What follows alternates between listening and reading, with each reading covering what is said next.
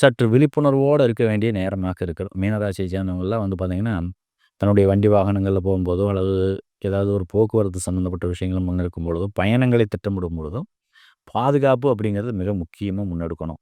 தன்னிடம் இருக்கக்கூடிய பொருட்களை ஏதாவது ஒரு வகையில களவு போகக்கூடிய ஒரு சூழ்நிலையை கூட உருவாக்கலாம். அல்லது முதலீடு செஞ்ச ஒரு பணத்தையோ, பொருளாதாரத்தையோ இழக்க வேண்டிய ஒரு சூழ்நிலையில உருவாக்கலாம்.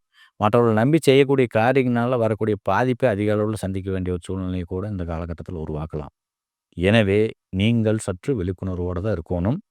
தங்களுடைய வாழ்க்கை துணை சொல்லக்கூடிய சில அறிவுரைகளை நீங்கள் இந்த காலகட்டத்தில் ஏற்றுக்கொள்வது நல்லது.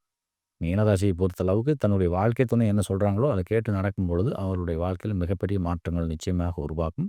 மீனராசியை சேர்ந்தவங்க பார்த்தீங்கன்னா, இந்த காலகட்டத்தில கல்வியில ஒரு தன்னிறைவான வெற்றிகளை சுகிர்ப்பதற்கான சந்தர்ப்பம், தான் தேடிய துறையில பயிற்று கொள்வதற்கு உண்டான ஒரு வாய்ப்பு உருவாகும். மீனராசியை சேர்ந்தவங்க இந்த உணவு சம்மந்தப்பட்ட தொழிலோ, அல்லது விவசாயம் சம்மந்தப்பட்ட தொழிலோ, பண்ணை தொழில், பால் தொழில் சம்மந்தப்பட்ட தொழில் செஞ்சுட்ருக்கீங்க அப்படிங்கிற பட்சத்தில, அது இனிமேல் வரக்கூடிய காலகட்டங்கள்ல மிகப்பெரிய லாபத்தை நிச்சயமாக தரும் அப்படிங்கிறதுல மாற்று கருத்துக்கு இடமில்ல.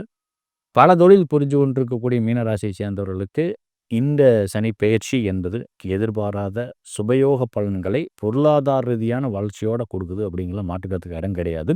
இருந்தாலும் முதலீடுகளை மற்றவர்களை நம்பி செய்யாமல் கொஞ்சம் விழிப்புணர்வோடு இருப்பது ரொம்ப நல்லதாக இருக்கும்.